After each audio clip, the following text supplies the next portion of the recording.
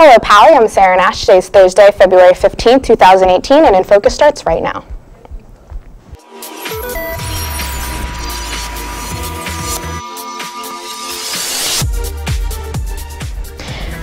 The YWCAT Empowerment Program is coming back to campus. We'll tell you about how you can participate, and countless speakers will be visiting campus. We'll have all the details, and all that and more is coming up on today's show. First, let's get started with our daily pick. We'd like to thank Coach Kessler from Pally Wrestling for sending today's pick our way. And remember, anyone can send in a daily pick. Simply tweet to us at Pally InFocus. He captioned this one, 5 CCS qualifiers. Congrats, Vikes. Good luck at CCS. Now on to what is happening on campus today with Campus Bulletin. Submissions for the Spring President's Award are due by February 23rd. To complete a submission, students can go to the link on the screen for a Google form to fill out. There will be an intramural basketball tournament from February 26th to March 2nd at lunch in the small gym. Winners will receive In-N-Out gift cards. Sign up at the URL on your screen. A masquerade-themed dance will go down on March 2nd from 7 to 10 p.m. Masks are optional, but for students who don't have a mask, some will be provided on a first-come, first-served basis. The dance is in the small gym and costs $5 without an ASB card, but those with an ASB card may attend it with free of charge. Tomorrow, the Mitchell Park Community Center will be hosting a hackathon. The event is open to beginners and features multiple educational workshops, a speaker from Facebook, and as well as free food and t-shirts. The hackathon takes place this Saturday from 8 a.m. to 11:30 p.m. Students interested in participating can register online at teensexploringcode.org. Peter Gold and Sam Guernsey in the Social Justice Pathway are hosting a sock drive to benefit the At the Crossroads organization, an organization that connects with homeless youth in San Francisco. There will be a bid in the MAC next week from Tuesday, February 20th to Friday, February 23rd. It will be underneath an art piece that helps illustrate the homeless problem in San Francisco. Bring any new socks for donations. Pally's Future STEM Leaders Club will be hosting Jeffrey Moore, a part of the Graduate School of Business at Stanford, for 38 years, who has been very involved with multiple STEM-centered startups. The event takes place in room 805 today at lunch. All students are invited to come learn and enjoy some delicious food.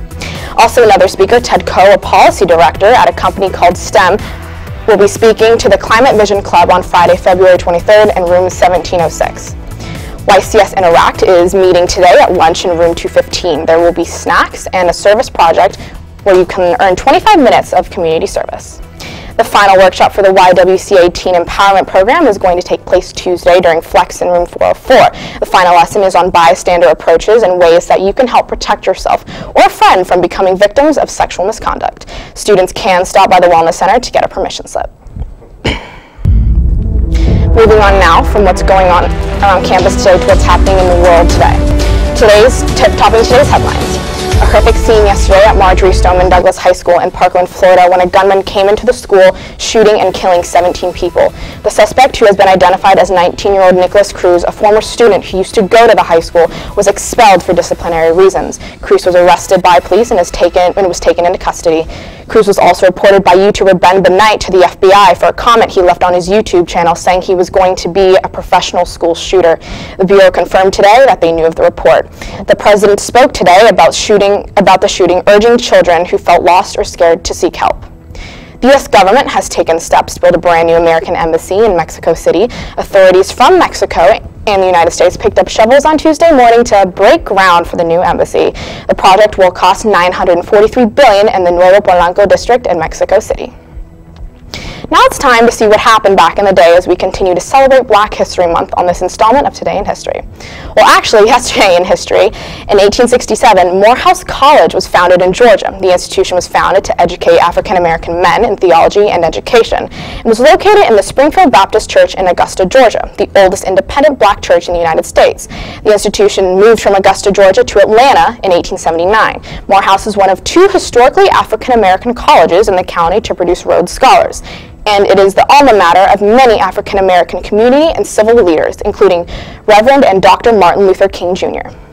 You may have noticed it was a B-Day on Monday. Paul fires on the field with more information. Paul? Thanks, Sarah. We will not school tomorrow or Monday due to President's Day weekend. President's Day celebrates George Washington and Abraham Lincoln's birthdays, so make sure to hang out with friends and get some much-needed sleep, because I know that's what I'll be doing. Well, that's all for me. Back to the studio.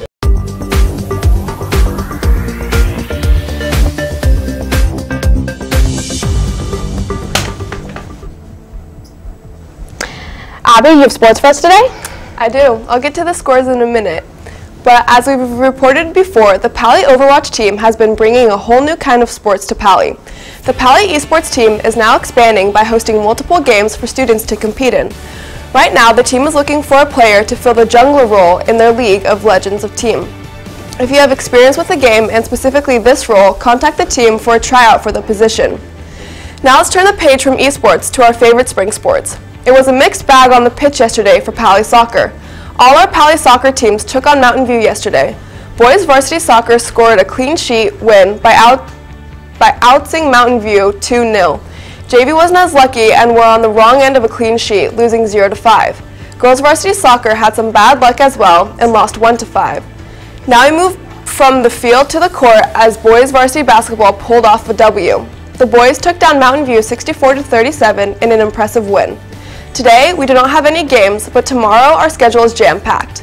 Boys and girls basketball take on Cupertino High School at home. Boys JV starts at 3, with girls JV following at 4:30. Girls varsity will begin at 6:15, and boys varsity will start at 7:45.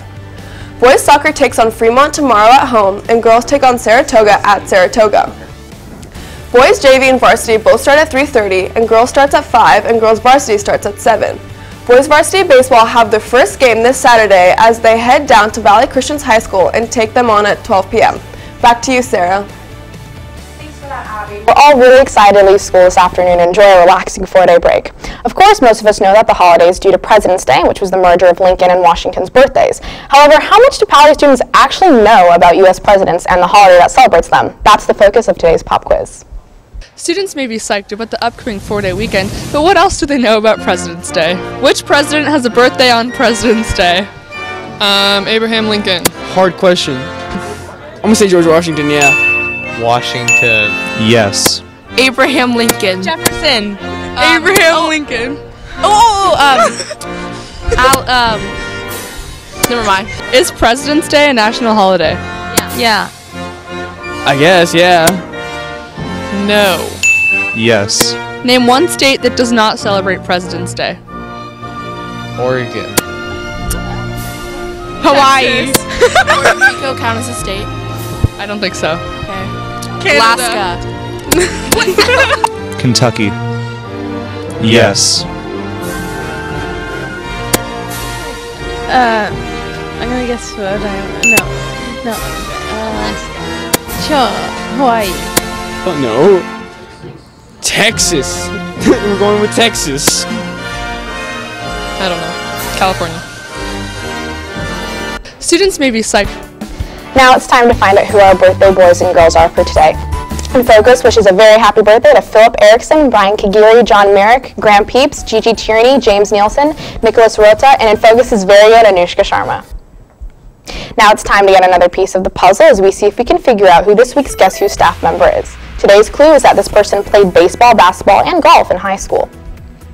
Okay, it's time to reveal our secret staff member this week. This week's secret staff member is journalism instructor Mr. Wilson.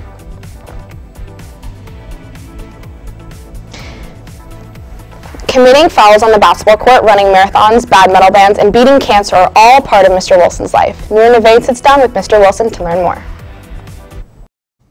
Thanks. All week we have been given clues as to who our mystery staff member is this week. Some of those clues were pretty interesting. This week's Guess Who staff member is Mr. Wilson, who joins me now. Thank you for joining me, Mr. Wilson. Thrilled to be here.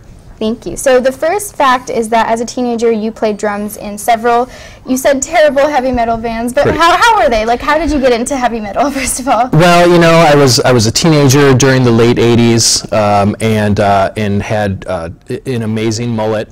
And really just, I don't think I had any other choice other than to be a drummer in a really terrible heavy metal band. So it wasn't actually 3 different bands, it was the same band. Oh. And we just kept changing names. And you said that back in high school you played 3 different sports, right? I did, yes. What was your best one out of it? It was baseball, basketball, and golf, right? That's right, yeah, Which one absolutely. was your best one? Baseball was my main sport that I played from the time I was a young child. And then actually when I was teaching in Michigan, I coached freshman baseball for a while, and really enjoyed the sport. Still like it. You know, thought about playing in college and ended up deciding to just go into journalism instead. Like a huge congratulations. Well, that does it for today's episode. Have a great long weekend, Pally.